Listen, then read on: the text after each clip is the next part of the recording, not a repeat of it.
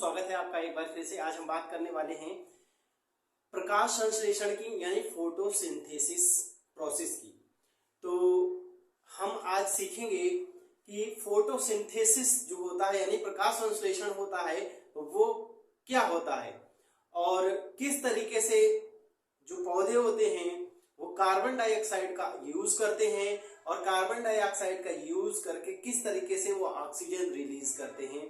तो इन सब के बारे में आज हम बात करेंगे और हम साथ ही ये भी बात करेंगे कि ऐसा कौन सा पौधा होता है जो रात और दिन दोनों समय में केवल ऑक्सीजन को रिलीज करता है। ऑक्सीजन को रिलीज करता है तो क्यों रिलीज करता है, हर समय ऑक्सीजन ही क्यों रिलीज करता है। और कुछ पौधे जो होते हैं वो नाइट में CO2 रिलीज करने लगते हैं, इसका क्या कारण है। इन सब बातों के ऊपर हम लोग डिस्कस करेंगे। तो वीडियो में आगे बढ़ने से पहले मेरी आपसे रिक्वेस्ट है, वीडियो को लाइक कर दीजिए, चैनल को सब्सक्राइब नहीं किया तो चैनल को सब्सक्राइब कर दीजिए, अपने दोस्तों को भी वीडियो को शेयर करिएगा।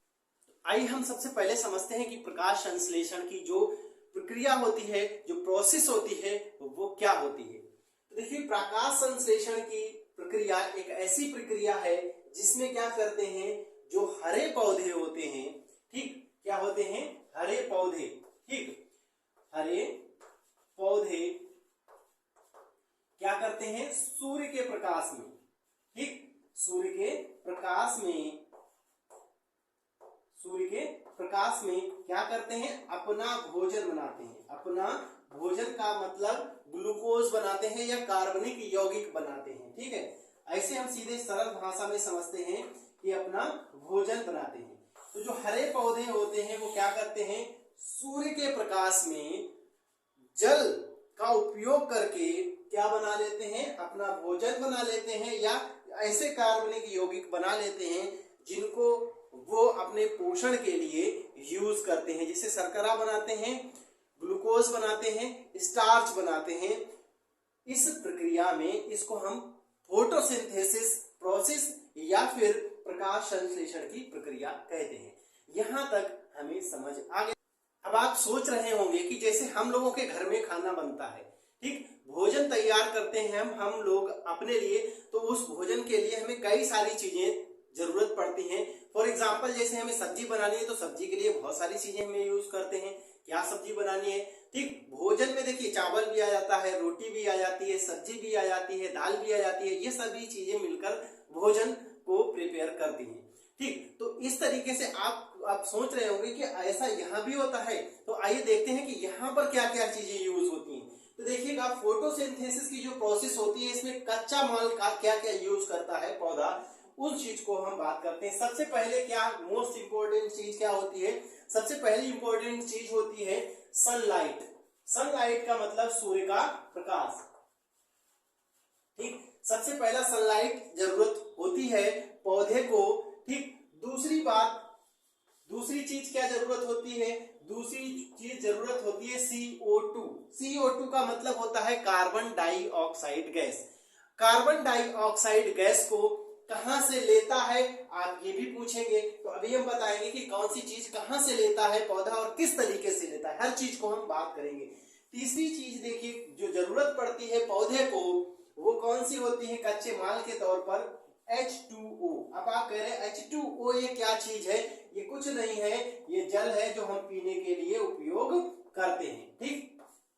अब समझिएगा कि ये जो चीजें आती है वो कहां से लाता है पौधा, ठीक। जैसे हम लोग मार्केट से उठा के लाते हैं सब्जी को, अब पौधे भी तो कहीं से ला रहा होगा। तो उस चीज को हम समझते हैं कि जो पेड़ है वो इन चीजों को कहां से लाता है। देखिए, सनलाइट का मतलब सूर्य का प्रकाश, तो आप समझ रहे हैं सूर्य निकला और उसने अपना प्रकाश पौधों को दे दिया। सूर्य कभी ऐसा नहीं करता कि हम पौधे को नहीं देंगे या मनुष्य को नहीं देंगे, एक समान रूप से सभी को अपना प्रकाश देता है। तो यहाँ से ये सूर्य का प्रकाश हर पौधे को मिल जाता है। अगर जो छाया में होता है तो वो हरा पौधा होगा तो वो जीवित नहीं रहेगा। अब आप कह रहे होंगे कि जो पौधे जल में होते हैं उन तक कैसे पहुंचता है, उन तक भी सूर्य का प्रकाश पहुंच जाता है, वो जल से जाते हुए पहुंच जाता है सूर्य का प्रकाश, ठीक। कुछ पौधे ऐसे होते हैं जिनको प्रकाश की जरूरत भी नहीं पड़ती, वो अंधेरे में ही उग जाते हैं, जैसे घरों के अंदर, रूम के अंदर हो जाते हैं, उनको सूर्य के डायरेक्ट प्रकाश की जरूरत नहीं पड़ती है, ठीक। तो वो कैसे पौधे होते हैं उनकी भी हम लोग बात करेंगे। देखिए CO2, अब आप इसको सोच रहे CO2 क्या है, तो CO2 देखिए कार्बन डाइऑक्साइड गैस है, कार्बन डाइऑक्साइड गैस। अब आप सोच रहे ये कहां से आती है, डाइऑक्साइड गैस, ठीक, ऑक्साइड गैस है, ठीक। कार्बन डाइऑक्साइड गैस कहां से आती है, अब आप सोच रहे होंगे, तो देखिएगा कार्बन डाइऑक्साइड गैस जो आती है वो वायुमंडल से आती है। अब आप कह रहे भाई ये बताओ कि वायुमंडल क्या चीज है, तो वायुमंडल देखो, वायु का मतलब क्या है, वायु का मतलब हवा है, ठीक, और मंडल, मंडल का मतलब एक ऐसी जगह जहां पर ये मिल जाए, ठीक। तो हमारे चारों ओर क्या है, वायुमंडल है, यहां से आती है। अब आप कह रहे वायुमंडल में ये गैस कहां से आती है, तो देखिए जब हम लोग सांस अंदर लेते हैं तो हम ऑक्सीजन गैस को अंदर लेते हैं, और जब हम सांस छोड़ते हैं तो हम कौन सी गैस छोड़ रहे होते हैं, यही गैस छोड़ रहे होते हैं, ठीक। यही गैस हम छोड़ रहे होते हैं जब हम सांस छोड़ते हैं। मतलब जितने भी धरती पर जीव हैं, जीव का मतलब जंतु है, जैसे हम लोग हैं, मनुष्य है, जानवर है, वो जब सांस छोड़ते हैं तो CO2 गैस निकलती है। दूसरी बात, CO2 गैस और कहां से निकलती है, जैसे बहुत सारे क्या चलते हैं, वाहन चलते हैं, तो वाहनों से भी CO2 गैस रिलीज होती है, वाहनों से भी CO2 गैस रिलीज होती है। तो बहुत सारे इसके सोर्स होते हैं, वहां से CO2 गैस वायुमंडल में पहुंचती है और वायुमंडल से पौधे अपनी यूज में लेते हैं। आप कह रहे होंगे कि ये CO2 गैस पौधों के यूज में आती है, मतलब पौधे अपने भोजन बनाने में यूज करते हैं, तो बहुत अच्छी चीज है। जी हाँ, बिल्कुल बहुत अच्छी चीज है, इसमें कोई दो राय नहीं है, क्योंकि अगर CO2 गैस नहीं होगी तो पौधे अपना भोजन कैसे बनाएंगे, और पौधे अपना भोजन नहीं बना पाएंगे तो पौधा मर जाएगा, जाहिर सी बात है। पौधा अगर मर गया तो हमें पौधों से ऑक्सीजन गैस मिलती है, तो हमें ऑक्सीजन गैस नहीं मिलेगी, और जब हमें ऑक्सीजन गैस नहीं मिलेगी तो हम लोग भी मर जाएंगे। बात यहाँ तक कन्फर्म हुई या नहीं हुई, ठीक। तो बहुत अच्छी चीज है, बिल्कुल सही बात है, लेकिन हर अच्छी चीज एक लिमिट में सही होती है। फॉर एग्जाम्पल जैसे दूध हमारे लिए बहुत अच्छा है, अब पता चले हम दूध 10 लीटर पी लिए, ठीक। पानी हमें जीवन देता है, पानी हमें जीवन देता है, लेकिन पानी को हम अनलिमिटेड पी लिए, तो क्या पानी हमें जीवन देगा, वो हमारे जीवन ले भी सकता है, हमारे लिए नुकसानदायक भी हो सकता है। भोजन हमें जीवन देता है, हमें जिंदा रखता है, लेकिन अगर भोजन हमें आवश्यकता से ज्यादा हो जाएगा तो क्या होगा, तो क्या भोजन हमें जीवन दे पाएगा, नहीं दे पाएगा, मतलब भोजन भी हमारे लिए खतरनाक हो जाएगा। कोई भी चीज, हर एक चीज एक लिमिट में सही रहती है, तो इसी तरह से CO2 जो है वो एक लिमिट है, इसका एक परसेंटेज है वायुमंडल में, उससे ज्यादा होती है तो हमारे लिए हानिकारक है। बात यहाँ तक कंफर्म हुई, और भी आगे बात करेंगे कि CO2 कितनी हमारे वायुमंडल में है और कितनी हमें जरूरत होती है। उसके बाद देखिए बात करें अगर हम ये जल की, ठीक। अब आप कह रहे हो सीधे सीधे जल लिख देते, ये लिखने की क्या जरूरत थी। देखो मेरे भैया, यहाँ पर जो कुछ भी हम लिखते हैं वो हर एक चीज इंपॉर्टेंट होती है, ठीक। ये हमारे लिए बहुत ही ज्यादा इंपॉर्टेंट चीज है। जल जो हम लोग पीते हैं और हम उसको ये नहीं समझ पाते कि उसमें कौन कौन से तत्व होते हैं, तो उसमें हाइड्रोजन और ऑक्सीजन होते हैं मेरे भाइयों, याद रखेंगे। तो देखिएगा इसमें हाइड्रोजन एंड ऑक्सीजन होते हैं जल के अंदर, यानी वाटर के अंदर जो होता है हाइड्रोजन एंड ऑक्सीजन होता है।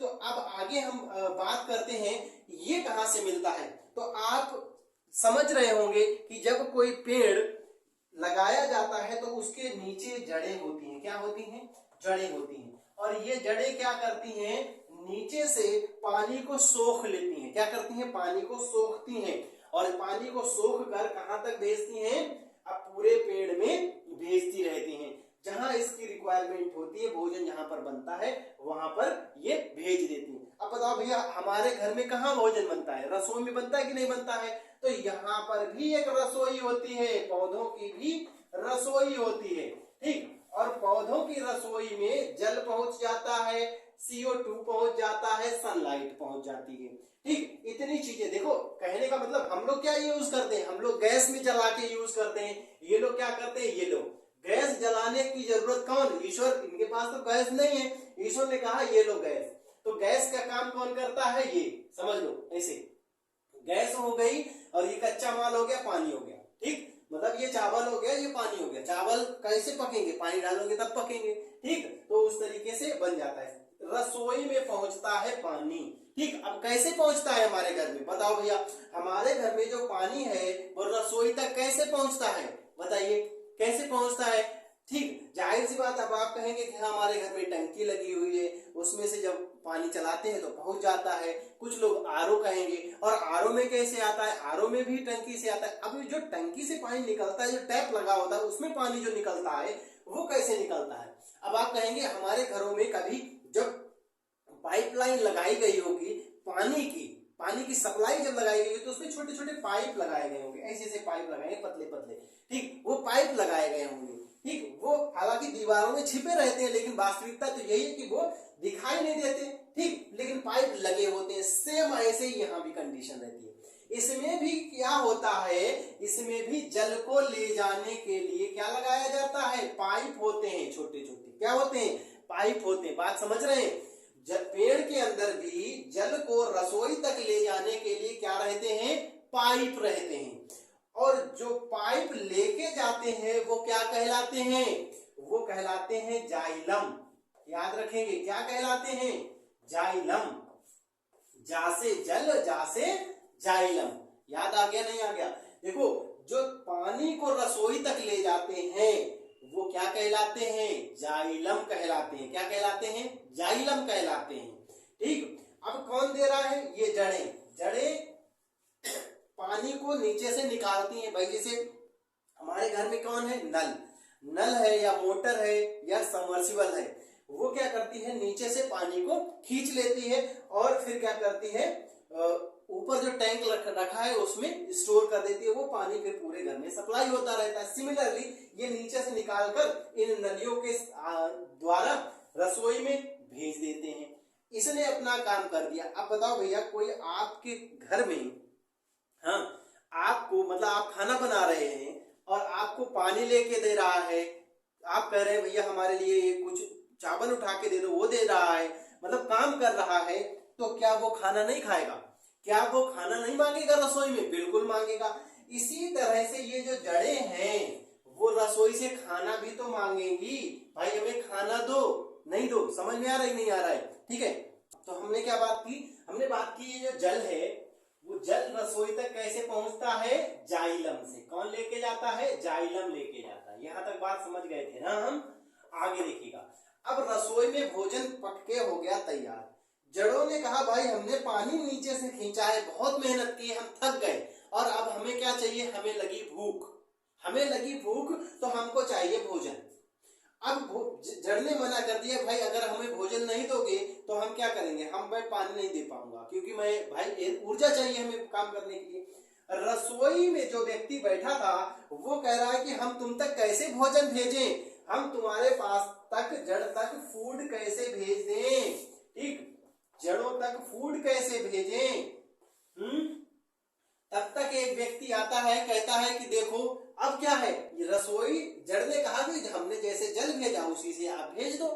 तो रसोई ने कहा देखो अगर हमने जल जिसमें भेजा है आपने उसमें हमने भोजन को डाल दिया तो पूरा भोजन खराब हो जाएगा। बात समझ रहे, जैसे जो पाइप से पानी आ रहा था तो उससे भोजन तो जाएगा नहीं, सीधी सी बात है। तो हमें क्या करना पड़ेगा, कुछ दूसरा यहाँ पर यंत्र लगाना पड़ेगा। तो वो दूसरा यंत्र लगाया फूड को भेजने के लिए, फूड को ले जाने के लिए दूसरा यंत्र लगाया। फूड का मतलब भोजन, और इसको कहा गया फ्लोएम। क्या कहा गया, फ्लोएम। बात समझ में आ रही कि नहीं आ रही, बात यहां तक समझ आ रही कि नहीं आ रही। जड़ें क्या करती हैं, जड़ें पानी खींचती हैं और रसोई तक किससे भेजती हैं, जाइलम के द्वारा। किसके द्वारा, जाइलम के द्वारा। इंग्लिश में भी जाइलम ही बोला जाता है, XLYUM। जाइलम के द्वारा भेजते हैं रसोई तक पानी। कौन, जड़ें। ठीक, अब रसोई ने क्या किया, रसोई भोजन भेजेगी किसको, जड़ को। तो जड़ को भोजन भेजेगी किसके द्वारा, फ्लोएम के द्वारा। देखो F से फूड और F से फ्लोएम, बात समझ गए। F से फ्लोएम, F से फूड। यहां तक बात कंफर्म हुई या नहीं हुई, देखिएगा। अब आप कह रहे होंगे कि हमारे घरों में मोटर लगा रहता है, वो तो नीचे से खींच लेता है पानी, ये जड़ें जो है वो कैसे खींचती हैं पानी। तो याद रखिएगा जो जड़ें हैं वो परासरण के द्वारा, किसके द्वारा? परासरण के द्वारा। जड़ें जो हैं परासरण के द्वारा, इसको ओस्मोसिस बोलते हैं। इसको क्या बोलते हैं? ओस्मोसिस। ऑस्मोसिस प्रोसेस क्या होती है, इसके लिए अलग से हम वीडियो बना देंगे। फिलहाल तो ऑस्मोसिस को ऐसे समझिए कि ऑस्मोसिस एक ऐसी प्रोसेस होती है जब दो चीजें आपस में कांटेक्ट करके रखी जाती हैं, तो हम हर वो चीज जो कम होती है, मतलब जो जिसको कहते हैं विलायक जो होता है, जहां कम होता है, ठीक, उसकी तरफ चलेगा, ज्यादा से कम की तरफ चलता है। ठीक है, तो जल जो होता है वो विलायक होता है, जड़ें सूखी होती हैं, जल कम होता है तो जल उधर के लिए चलता है। अब आप कह रहे हैं इन पाइपों में नीचे से ऊपर कैसे चढ़ जाता है? हमारे घर में तो भाई ऊपर रखा होता है टंकी, तो नीचे आना जाहिर सी बात है क्योंकि गुरुत्वाकर्षण बल लग रहा है। ठीक, लेकिन इसमें नीचे से ऊपर चढ़ रहा है, मतलब जाइलम में नीचे से ऊपर जा रहा है पानी, ये कैसी बात हुई? तो याद रखेंगे जो जाइलम में पानी नीचे से ऊपर चढ़ता है वो कौन सी प्रक्रिया होती है जिसके कारण ये पानी जाइलम में नीचे से ऊपर जाता है? तो मेरे भैया वो प्रक्रिया होती है केशिकात्व। केशिकात्व होती है। केशिकात्व मतलब केपिलरी, इंग्लिश में इसको बोलते हैं केपिलरी। ठीक, केपिलरी प्रोसेस। ठीक है, इंग्लिश में इसको क्या बोलते हैं मेरे भाइयों? केपिलरी प्रोसेस बोलते हैं इसको। ठीक है, तो बात समझ में आई कि नहीं आई? यहां तक देखिए, रसोई तक भोजन जो पानी को पहुंचाता है, जल को पहुंचाता है, वो कौन पहुंचाता है? जड़ें खींचती हैं और ऊपर तक भेजती हैं। जिस नली के द्वारा जल जाता है जड़ से, यानी जड़ से ऊपर तक जाता है, पत्तियों तक जाता है या रसोई तक जाता है, वो क्या कहलाती हैं नलियां? जाइलम कहलाती हैं।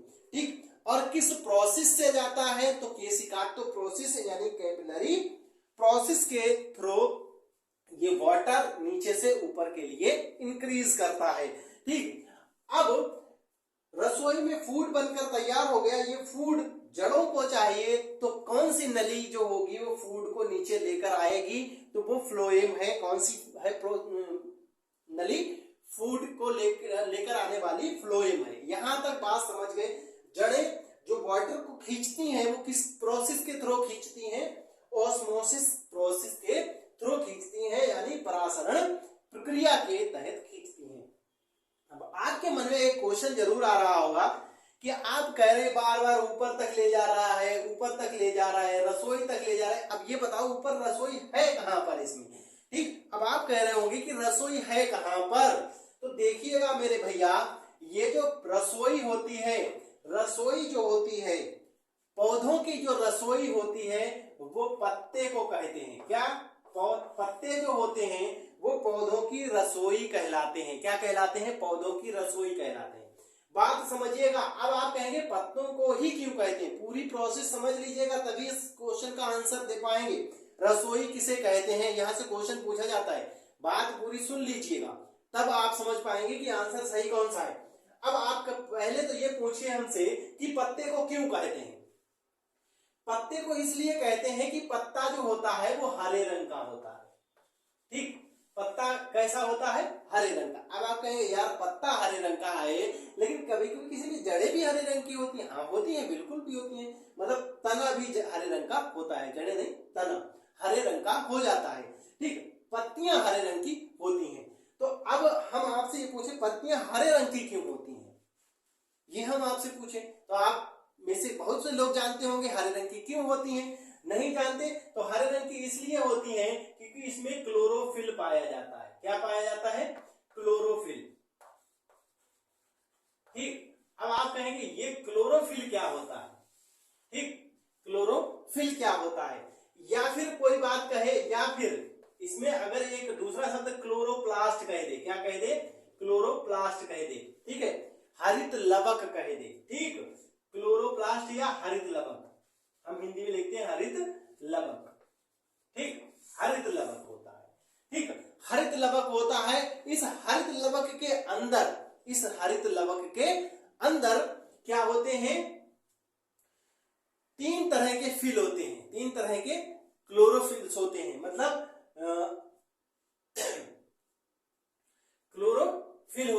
चार तरह के होते हैं। ठीक, कौन कौन से? देखिए, एक होता है क्लोरोफिल ए। ठीक, चलिए इसको पहले हम साफ करते हैं थोड़ा सा, फिर समझने का जो है प्रयास करते हैं। इधर देखते हैं, देखिएगा पत्ते जो होते हैं हरे रंग के होते हैं, किसके कारण? क्लोरोफिल अगर कह दे, क्लोरोफिल ना कहे, क्लोरो प्लास्ट के कारण होते हैं, यानी हरित लवक के कारण होते हैं। हरित लवक जो होता है इसके अंदर चार तरह के क्या होते हैं? क्लोरोफिल होते हैं। चार तरह के क्या होते हैं? क्लोरोफिल होते हैं इसके अंदर। वो कौन कौन से होते हैं? तो देखिएगा, पहला होता है क्लोरोफिल, पहला होता है क्लोरोफिल ए। ठीक, दूसरा होता है क्लोरोफिल बी, तीसरा होता है कैरोटीन, कैरोटीन, और चौथा होता है जेंथोफिल। चौथा क्या होता है? जेंथोफिल। ठीक, तो ये चार तरह के होते हैं। पहला क्लोरोफिल ए, दूसरा क्लोरोफिल बी, तीसरा कैरोटीन और चौथा जेंथोफिल। फिलहाल कैरोटीन ए, कैरोटीन या जेंथोफिल को हमें नहीं पढ़ना है, हमें पढ़ना है chlorophyll A and chlorophyll B, क्योंकि यही दो होते हैं हरे रंग के, ग्रीन कलर के। बात समझिएगा, इनमें क्या पाया जाता? पत्तियों में क्लोरोफिल पाया जाता है या हरित लवक पाया जाता है? बात यहां तक कंफर्म हुई। अब आप कह रहे कौन से पाए जाते हैं, ए या बी? तो देखिएगा, दोनों ही ग्रीन कलर के होते हैं। ठीक, कुछ पौधों में, अलग अलग पौधों में अलग अलग तरह के क्लोरोफिल्स पाए जाते हैं। ठीक, तो हरित लवक जो होते हैं वो हरे रंग के होते हैं, और इसी के कारण पत्तियां कैसी दिखाई देती हैं? इसी के कारण पत्तियां दिखाई देती हैं हरे कलर की। तो जो पौधे की रसोई है, वो ऑप्शन में अगर आपको पत्ती मिले और क्लोरोफिल ना मिले तो आप पत्ती को टिक कर दीजिएगा। अगर आपको क्लोरोफिल मिलता है तो आप क्लोरोफिल में करेंगे, या हरित लवक मिलता है तो हरित लवक में करेंगे, क्योंकि जो पौधे का असली जो फूड है वो तैयार होता है किसके अंदर? हरित लवक के अंदर।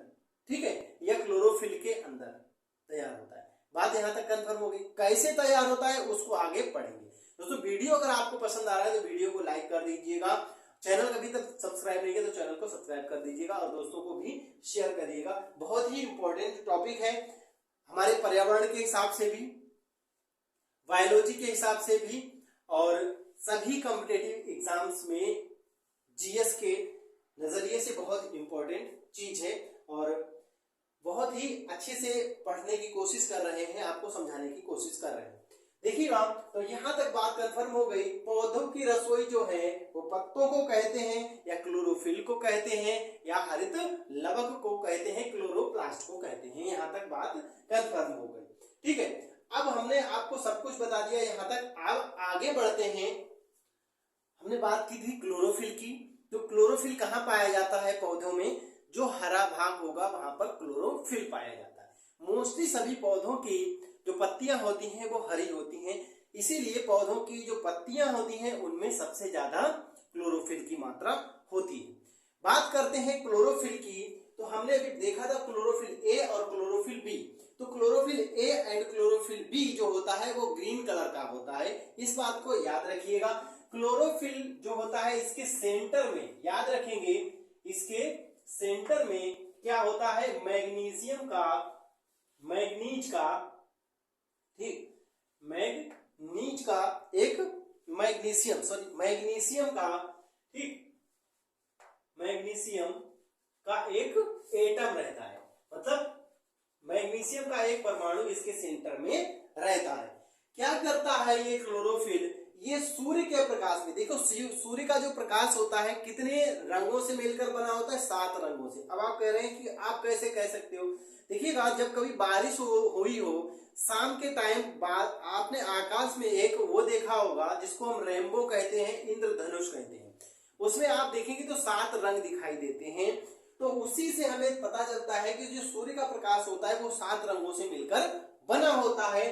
तो क्लोरोफिल क्या करता है? उन 7 रंगों में से कुछ प्रकाश की तरंगों को ऑब्जर्व कर लेता है, और वही उसके भोजन को बनाने में ज्यादा कारगर होते हैं। जैसे कौन कौन सा करता है?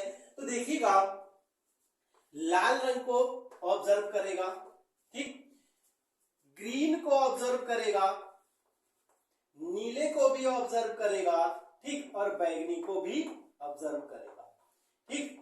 इस तरीके से ये 3-4 कलर होते हैं, इनको क्या कर लेता है, क्लोरोफिल ऑब्जर्व कर लेता है, ग्रहण कर लेता है, ठीक। फिर क्या करेगा, अब देखिएगा लाल रंग जो होता है इसमें सबसे ज्यादा प्रकाश संश्लेषण होता है। प्रकाश संश्लेषण सबसे ज्यादा किसमें, लाल में सबसे ज्यादा होता है, ठीक, लाल में सबसे ज्यादा, उससे कम किसमें, ग्रीन में, सेकेंड नंबर पर किसमें, ग्रीन में, थर्ड नंबर पर किसमें, बहुत कम, और बैंगनी में बिल्कुल भी नहीं होता है, नीले में भी लगभग नहीं होता है, नीले में भी बहुत ही कम होता है, बहुत कम होता है, मतलब बहुत कम हो जाता है नीले में, और बैंगनी तक आते आते बिल्कुल खत्म हो जाता है, ठीक। आगे हम इसकी बात करेंगे, जो लाल रंग होता है इसकी तीव्रता सबसे ज्यादा होती है, इसकी तीव्रता सबसे ज्यादा होती है, और इसीलिए इसमें प्रकाश संश्लेषण सबसे ज्यादा होता है, और बैंगनी की तीव्रता सबसे कम होती है, इसलिए इसमें जो होता है प्रकाश संश्लेषण बहुत कम होता है। यहां से हमको ये पता लगता है कि जो लाल रंग होता है वो प्रकाश संश्लेषण में सबसे ज्यादा अपना रोल रखता है, यानी प्रकाश की जो तीव्रता होती है वो प्रकाश संश्लेषण को प्रभावित करती है। प्रकाश की जो तरंग दैर्ध्य है वो भी प्रकाश संश्लेषण को प्रभावित कर रही है। लाल रंग की जो तरंग दैर्ध्य होती है वो सबसे ज्यादा होती है, और वहीं बैगनी रंग की जो तरंग दैर्ध्य की बात करें वो सबसे कम होती है, इसलिए लाल में सबसे ज्यादा। अब यहाँ से हमें एक और चीज पता चली कि जो तरंग दैर्ध्य होती है वो भी क्या करती है, प्रकाश संश्लेषण को प्रभावित करती है। यहाँ तक बात कंफर्म हो गई। तो लाल रंग में प्रकाश संश्लेषण सबसे ज्यादा होता है, और हरे रंग में उससे कम होता है, नीले में बहुत कम होता है, और बैंगनी में बिल्कुल भी नहीं होता है। यहाँ तक बात कंफर्म हो गई होगी। तो आइए अब हम आगे बढ़ते हैं और देखते हैं कि प्रकाश संश्लेषण की जो प्रक्रिया है वो किस प्रकार की प्रक्रिया है। अब हम बात करते हैं कि प्रकाश संश्लेषण जो है वो किस प्रकार की अभिक्रिया है। पहले हम बात करते हैं किस प्रकार की अभिक्रिया। देखिए, अभिक्रियाएं जो होती हैं भौतिक और रासायनिक के आधार पर दो प्रकार की होती हैं, एक भौतिक अभिक्रिया और एक रासायनिक अभिक्रिया, ठीक है। तो भौतिक अभिक्रिया और रासायनिक अभिक्रिया कौन कौन सी होती हैं उन पर भी हमने एक अलग से वीडियो बना रखा है, ठीक, वो आप जाकर देख ले तो हमें भौतिक और रासायनिक में फर्क पता लग जाएगा। बात करेंगे कि जो प्रकाश संश्लेषण है वो किस प्रकार की प्रक्रिया है। तो देखिएगा, जो प्रकाश संश्लेषण है वो एक रासायनिक अभिक्रिया है। कैसी? रासायनिक अभिक्रिया है, ठीक। अब रासायनिक अभिक्रिया है तो इसमें क्या होता है, इसमें व्हाट हैपेंड, क्या होता है इसमें। तो देखिएगा, इसमें होता ये है, इसमें सूर्य से ऊर्जा ली जाती है। जो सूर्य से ऊर्जा मिलती है उसको हम क्या कहते हैं, सौर ऊर्जा, ठीक। और अपना भोजन इसने बना लिया, वो कैसा है, रासायनिक रूप में, रासायनिक परिवर्तन कर लिया, ठीक है। तो क्या होता है इसमें होता है मेरे भैया सौर ऊर्जा किसमें परिवर्तित होती है, सौर ऊर्जा परिवर्तित होती है रासायनिक ऊर्जा में। किसमें? रासायनिक ऊर्जा में। बोलिए भैया, यहां तक समझ आया कि नहीं आया? सौर ऊर्जा किसमें बदलती है, रासायनिक ऊर्जा में बदलती है, जिसको भोजन के रूप में उपयोग करता है कौन, पौधा। यहां तक बात कंफर्म हो गई। अगर यहां तक बात कंफर्म हो गई तो हम आगे बढ़ते हैं कि ये जो अभिक्रिया हो रही है रासायनिक अभिक्रिया, तो इस अभिक्रिया में भी देखिए कई तरह से होती हैं। आज अभिक्रियाएं अपचयन और ऑक्सीकरण के हिसाब से देखें तो ये किस प्रकार की अभिक्रिया है, ठीक। तो ये अभिक्रिया उपचयन अपचयन यानी ऑक्सीडेशन एंड रिडक्शन दोनों ही अभिक्रियाएं इसके अंदर होती हैं। अब आप कहेंगे ऑक्सीडेशन क्या होता है, रिडक्शन क्या होता है, ये भी हमें समझाइए। तो हम कहेंगे कि इसके लिए हम आपको एक अलग से वीडियो प्रोवाइड कराएंगे जिसमें हम आपको बहुत अच्छे से समझा पाएंगे कि किसका ऑक्सीडेशन होता है एंड किसका रिडक्शन होता है, ठीक। बस यहाँ पर हम ये कहेंगे कि जहां से हाइड्रोजन अलग हो रहा हो, ठीक, तो उसका रिडक्शन हो जाता है, ठीक है। तो उसका रिडक्शन होता है, और जहां पर ऑक्सीजन जुड़ता है तो वहां पर उसका क्या हो जाता है, ऑक्सीडेशन हो जाता है। फिलहाल मोटे तौर पर इतना समझ लेते हैं। अब देखिएगा, अब आप कह रहे होंगे कि ये तो दोनों प्रकार की अभिक्रिया है, तो इसमें क्या क्या होता है, किसका ऑक्सीडेशन और किसका रिडक्शन होता है, किसका बात की क्या हमने इसमें तीन चीजें देखी थी, तीन कच्चे मटेरियल थे, सोलर एनर्जी सूर्य का प्रकाश, दूसरा CO2 और तीसरा H2O, ये तो था। तो भाई सोलर एनर्जी का तो ऑक्सीकरण अपचयन कुछ नहीं हो सकता, मतलब सूर्य के प्रकाश का ऑक्सीकरण क्या होगा, उसमें कुछ नहीं होगा। अब बचा कौन, H2O, और कौन बचा, CO2। इनमें से किसी का ऑक्सीकरण और किसी का अपचयन हो रहा है। तो देखिए हम बात करते हैं किसका अपचयन हो रहा है और किसका ऑक्सीकरण हो रहा है। बात करें हम इसकी H2O का, तो H2O का क्या हो रहा है, ऑक्सीकरण हो रहा है, इसी को उपचयन बोलते हैं। क्या बोलते हैं, उपचयन बोलते हैं, ठीक। इंग्लिश में इसको ऑक्सीडेशन बोलते हैं, ठीक, ऑक्सीडेशन बोलेंगे इसको, ठीक, इंग्लिश में इसको ऑक्सीडेशन बोलेंगे। तो ये ऑक्सीडेशन किसका हो रहा है, वाटर का। और ऑक्सीडेशन होता है तो आप हमसे ये पूछेंगे कि ऑक्सीडेशन जब होगा तो क्या निकालेगा अपने अंदर से, तो जब इसका ऑक्सीडेशन होगा तो ये अपने अंदर से निकालेगा मेरे भैया O2। क्या है ये O2, हमें जीवन देने वाली गैस ऑक्सीजन निकालेगा, ठीक है। जब जल का क्या हो जाएगा, ऑक्सीडेशन हो जाएगा, तो ये क्या बना देगा, ऑक्सीजन गैस दे देगा। तो याद रखेंगे जो प्रकाश संश्लेषण में ऑक्सीजन गैस रिलीज होती है वो कहां से आती है, वो जल से निकल कर आती है। कहां से, जल से निकल कर आती है। यहां तक बात कंफर्म हो गई। अब आपके पास, अब हमारे पास बचा कौन, O2 बचा। कौन बचा, O2 बचा, CO2 बचा है। कौन, CO2। इसका क्या होगा, अब जाहिर सी बात है जब इसका ऑक्सीडेशन हुआ तो इसका रिडक्शन होगा, यानी इसका अपचयन होगा। क्या होगा, अपचयन होगा, ठीक है, इसका अपचयन। तो CO2 का जब अपचयन होता है तो क्या बनता है, तो CO2 का जब अपचयन होता है तो याद रखेंगे ग्लूकोज बनता है। क्या बनता है, ग्लूकोज बनता है, ठीक। और ग्लूकोज का फार्मूला अभी हम लिखते हैं। तो अब हम देखते हैं कि जो प्रकाश संश्लेषण की अभिक्रिया होती है इसमें कौन कौन से एलिमेंट्स यानी कौन कौन से कच्चे पदार्थ यूज होते हैं और किस तरीके से अभिक्रिया होती है। इस पूरी अभिक्रिया को पदार्थों के साथ हम लिखते हैं। तो आइए अब हम देखते हैं कि कौन कौन से कच्चे पदार्थ यूज होते हैं और क्या क्या बनता है। सबका हमने एटॉमिक जो फार्मूला होता है वो लिख के रखा है, ठीक है। तो देखिएगा कौन सा हमने CO2 यानी कार्बन डाइऑक्साइड, जल, और क्या सनलाइट भी तो थी, वो नहीं लिखी भैया, सनलाइट का कोई फार्मूला नहीं है, ठीक है। तो हम यहाँ सनलाइट को लिख देते हैं सूर्य का प्रकाश, सूर्य का प्रकाश, ठीक, ठीक है। और यहाँ पर एक और चीज बताई थी बहुत इंपॉर्टेंट, कौन सा, क्लोरोफिल बताया था नहीं बताया था, यानी कि हरित लवक, हरित लवक, ठीक है, पर्णहरिम जिसको बोलते हैं, ठीक है, पर्णहरिम, पर्णहरिम दूसरी चीज होती है और हरित लवक दूसरी चीज होती है, ठीक है। अभी समझेंगे इसको, पर्णहरिम और हरित लवक, क्लोरोफिल एंड क्लोरोप्लास्ट। फिर ये देखिए ग्लूकोज का सूत्र है, ये वाटर है, जल भी बनता है, और ये रहा हमारा ऑक्सीजन।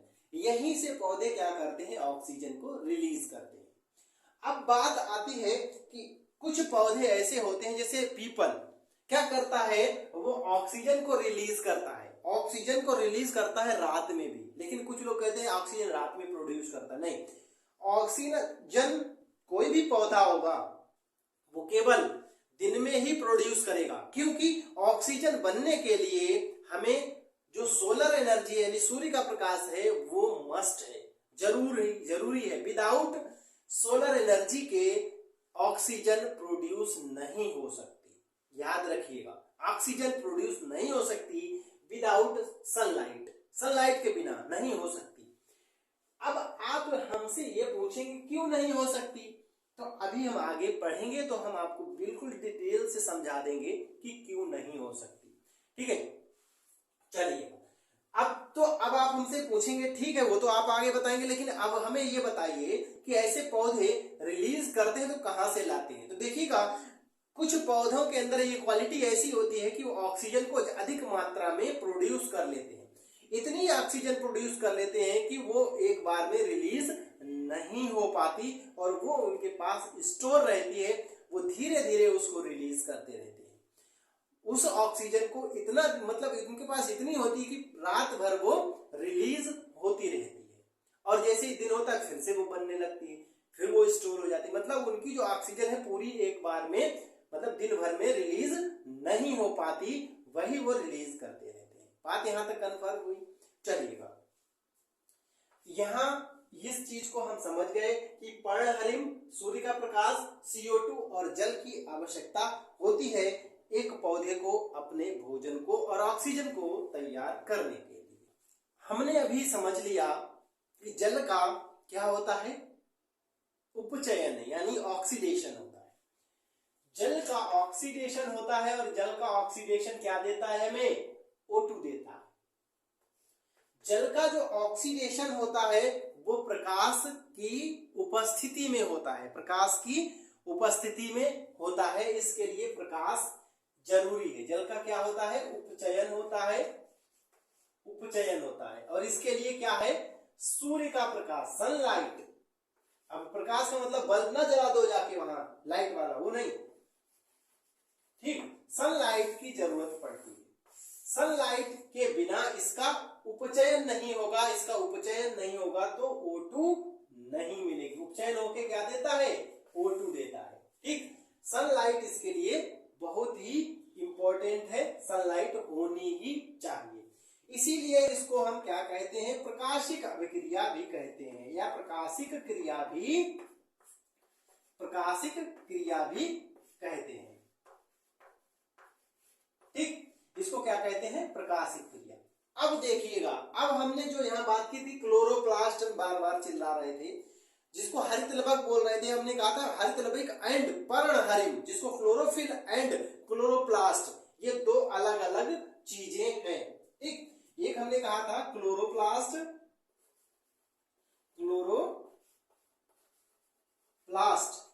एंड दूसरा कहा था क्लोरोफिल, ठीक। दूसरी चीज हमने क्या बताई थी, क्लोरोफिल बताई थी। ध्यान से समझिएगा, इसको इंपॉर्टेंट चीज है, ठीक, और सभी के काम की है, ये हम सबको पता भी होना चाहिए। जरूरी नहीं कि हम किसी एग्जाम की तैयारी या पढ़ रहे हैं तभी, बेसिकली हमको ये पता ही होना चाहिए कि कैसे ऑक्सीजन आती है और पेड़ हमें क्यों लगाने चाहिए। लोग कहते हैं पेड़ लगाओ, क्यों पेड़ लगाना चाहिए और कौन सा पेड़ हमारे लिए ज्यादा फायदेमंद है, ठीक है। तो उन सब चीजों को समझना है, ठीक। तो हर चीज को समझने के लिए इन चीजों को समझना पड़ेगा। हर किसी के लिए ये इंपॉर्टेंट है। बोरिंग जैसा लग रहा है लेकिन बोरिंग नहीं है, ठीक है, समझिएगा इसको। तो क्लोरोप्लास्ट की बात कर रहे थे और एक हम बात कर रहे थे क्लोरोफिल की, ठीक। देखिएगा, क्लोरोफिल के जो क्लोरोप्लास्ट है इसके अंदर ये क्लोरोफिल पाया जाता है। क्लोरोप्लास्ट यानी हरित लवक के अंदर ये होता है। हरित लवक कैसा होता है वो आप कह रहे होंगे, तो इसके लिए हम पिक्चर आपको दिखा रहे हैं। ये पिक्चर होती है, ठीक है, और इसके अंदर यानी क्लोरोप्लास्ट के अंदर, ठीक, ये इस टाइप का रहता है, जैसे ये, ठीक, इस टाइप से हम बनाए देते हैं यहाँ पर फिलहाल तो ऐसे, ठीक। मतलब जैसे कैप्सूल टाइप का होता है वैसे एक थैला जैसा होता है। इस थैले में, ये थैला जो बना होता है, इसका कवर जो रहता है वो होता है प्रोटीन एंड लिपिड्स का, वसा का होता है, ठीक है, प्रोटीन और वसा का बना रहता है, ठीक। और इसके अंदर दो तरह की चीजें होती हैं, ठीक। पहली तो चीज होती है, एक तरल पदार्थ होता है। जो तरल पदार्थ होता है उसको हम स्ट्रोमा कहते हैं, ठीक है। इसमें दो चीजें रहती हैं, किसके अंदर, क्लोरोप्लास्ट के अंदर, ठीक। क्लोरोप्लास्ट के अंदर दो चीजें होती हैं, क्या होता है, एक होता है स्ट्रोमा। स्ट्रोमा इसके अंदर एक तरल पदार्थ होता है, ठीक, बात समझ रहे हैं। एक होता है स्ट्रोमा, तो स्ट्रोमा क्या है, इसके अंदर तरल पदार्थ होता है। और ये जो सिक्के जैसी आकृति दिखाई देती है, एक के ऊपर ऐसे सिक्का लगा दिया जाए तो एक ऐसी बेलन जैसी आकृति बन जाएगी। वो जो सिक्के जैसी आकृति दिखाई देती है वो कहलाती है ग्रेना। याद रखेंगे, क्या कहलाती है, ग्रेना। तो जो प्रकाशिक क्रिया होती है, जो हम बात करते हैं क्लोरोप्लास्ट के अंदर, ये दो चीजें होती हैं, क्या होता है, एक स्ट्रोमा, दूसरा ग्रेना होता है। अब जब हम इस ग्रेना के अंदर घुसेंगे तो इस ग्रेना के अंदर हमको क्या मिलेगा, इस ग्रेना के अंदर हमको क्लोरोफिल मिलेगा। बात यहां तक समझ आई या नहीं आई? जैसे कैप्सूल है और उस कैप्सूल के अंदर दो चीजें हो, एक कण हो, छोटे छोटे पार्टिकल हो, और एक पानी जैसा कोई पदार्थ हो, तो उस कंडीशन में हमको क्या, जो पानी जैसा पदार्थ है उसको क्या कहा, स्ट्रोमा, और जो कण जैसा पदार्थ है उसको क्या कहा, ग्रेना। और उस कण को भी जब तोड़ेंगे तो उसके अंदर क्या मिलेगा, उसके अंदर हमें क्लोरोफिल मिलेगा। क्या मिलेगा, क्लोरोफिल मिलेगा। यहां तक बात कंफर्म हुई। अब इस क्लोरोफिल में क्या जाता है, सनलाइट जाता है, प्रकाश जाता है। जब इस क्लोरोफिल में ये प्रकाश जाएगा तो उस कंडीशन में ये प्रकाशिक क्रिया होगी। तो याद रखेंगे कि जो प्रकाशिक क्रिया होती है वो कहां होती है, ग्रेना में होती है। प्रकाशिक क्रिया जो होती है वो कहां होती है, ग्रेना में होती है। ठीक, बात यहां तक समझ आई? इसमें क्या होता है, प्रकाश वाली क्रिया होती है, लाइट वाली। ठीक, और इसका जो स्ट्रोमा होता है वो कहां, उसमें कौन सी होती है, अप्रकाशिक होती है। अब आप कह रहे हैं कि ये प्रकाश में हो रही है, लेकिन प्रकाश में अप्रकाशिक मतलब बिना प्रकाश के भी होती है। जी हाँ, इसको प्रकाश की जरूरत नहीं होती। अब आप कह रहे हैं तो रात में भी होनी चाहिए। जी हाँ, ये रात में भी प्रोसेस चलता है, ये रात में भी प्रोसेस चलता है, लेकिन रात में जो प्रोसेस चलता है वो पूरा नहीं होता, क्योंकि पूरा होने के लिए ये प्रक्रिया भी होनी जरूरी है। ठीक, तभी ये पूरी नहीं हो पाती। ये तो प्रोसेस चलती रहती है, ठीक, और सनलाइट में भी चलती रहती है, लेकिन ये नहीं चलेगी तो वो भी कंप्लीट नहीं होगी। बात समझ रहे हैं?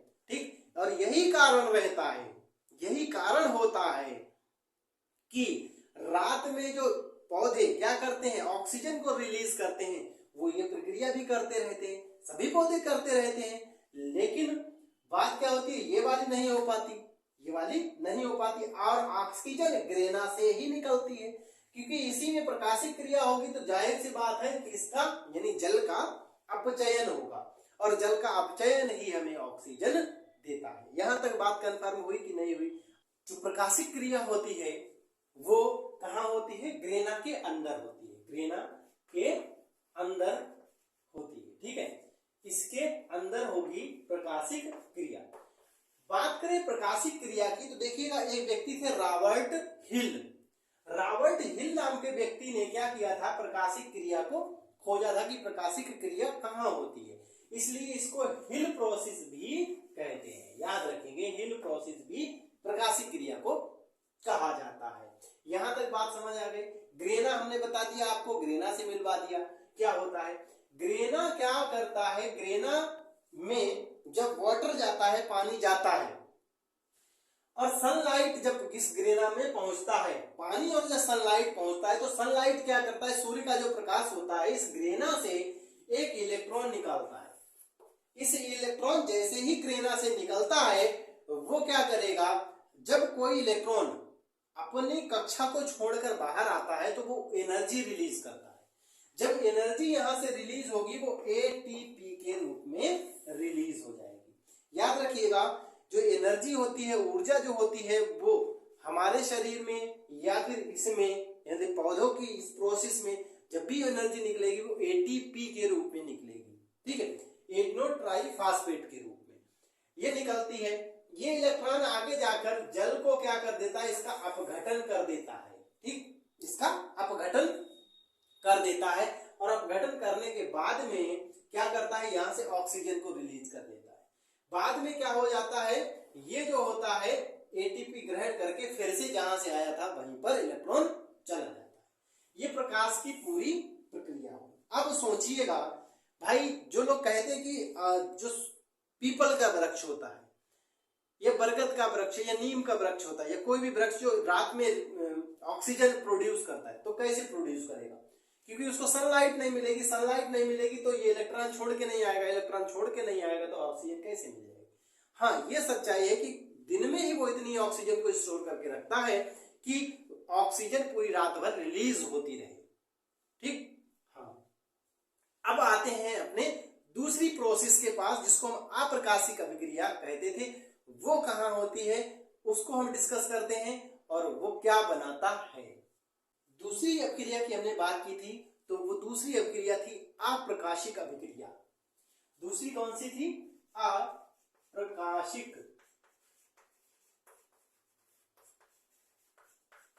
अभिक्रिया या क्रिया। तो पौधे में जो अप्रकाशिक क्रिया होती है वो कहाँ होती है? वो होती है स्ट्रोमा में के अंदर। किसमें? स्ट्रोमा के अंदर वो अभिक्रिया होती है जो अप्रकाशिक होती है। अब आप कह रहे होंगे कि अप्रकाशिक क्रिया क्या होती है और उसमें क्या होता है, तो याद रखिएगा स्ट्रोमा के अंदर होती है और इसमें CO2 का क्या होता है? अपचयन होता है। क्या होता है? CO2 का अपचयन होता है। CO2 का जब अपचयन होगा तो कैसे होगा, क्या प्रोसेस होगी? तो देखिए अभी हमने पीछे पढ़ा था कि ऑक्सीजन रिलीज कर दी थी, ATP रिलीज कर दी थी, वहां से जो ATP मिला, वहां से जो ATP मिलेगा वो क्या करेगा? इस कार्बन डाइऑक्साइड के साथ मिलेगा और इस कार्बन डाइऑक्साइड के साथ मिलकर क्या बनाएगा? ग्लूकोज बना देगा। क्या बना देगा? ग्लूकोज बना देगा। ग्लूकोज का फार्मूला हम अभी पीछे लिख चुके थे, उसको देख लीजिएगा। C6H12O6 ये ग्लूकोज का फार्मूला होता है, सूत्र होता है। तो CO2 क्या करता है? ग्लूकोज बनाता है। ठीक है, क्या बना देता है? ग्लूकोज बना देता है अपचयन करके। तो वहां से प्रकाशिक क्रिया से और भी एक दो चीज मिलती है इसको, तो उससे मिलकर ये बनाता है। कहाँ होगी? स्ट्रोमा के अंदर होगी। यहां तक बात कंफर्म हो गई। यहां तक बात अब हमारी कंफर्म हुई या नहीं हुई? तो यहां देखिएगा ये जो अभिक्रिया है, स्ट्रोमा में जो अभिक्रिया हो रही थी ग्लूकोज बनाने की प्रोसेस, ये जो प्रोसेस होती है, इस पूरे प्रोसेस को क्या कहते हैं? इस पूरे प्रोसेस को केल्विन चक्र कहते हैं। क्या कहते हैं? केल्विन चक्र कहते हैं। ठीक है, तो इस पूरे प्रोसेस को हम लोग क्या कहेंगे? केल्विन चक्र कहेंगे। अब आप कह रहे होंगे कि आप हमें ये बताइए कि केल्विन चक्र क्यों कहेंगे? देखिएगा एक केल्विन नाम के व्यक्ति थे, उन्होंने क्या किया था? उन्होंने इस पूरी प्रोसेस को, मतलब ये जो प्रोसेस थी CO2 से ग्लूकोज के निर्माण की, प्रोडक्शन की, इसको क्या किया था? इसका अध्ययन किया जाता था, इसकी स्टडी की थी। ठीक, और इसके लिए उनको 1961 में 1961 में क्या दिया गया था? नोबेल प्राइज दिया गया था। नोबेल प्राइज के बारे में आप जानते होंगे, नहीं जानते तो उसका वीडियो भी आपको मिलेगा हमारे चैनल पर, तो वहां से देख सकते हैं क्या है नोबेल प्राइज, क्या होता है। ठीक है, तो वो जानकारी आपको मिल जाएगी। तो दोस्तों आज हम लोगों ने प्रकाश संश्लेषण को बहुत ही अच्छे से, बहुत डिटेल से पढ़ा और हम समझते हैं कि इसको पढ़ने के बाद अब प्रकाश संश्लेषण से जितने भी क्वेश्चन बनेंगे वो हम सब करके आएंगे, कोई भी छूटेगा नहीं। और वीडियो अगर आपको पसंद आया तो वीडियो को लाइक कर दीजिएगा, चैनल को सब्सक्राइब नहीं किया तो चैनल को सब्सक्राइब कर दीजिए और अपने दोस्तों को इस वीडियो को शेयर कीजिए ताकि उनको भी ये नॉलेज मिल सके। मिलते हैं फिर किसी वीडियो में कुछ और इंटरेस्टिंग और अच्छे टॉपिक के साथ। तब तक के लिए जय हिंद और वंदे मातरम।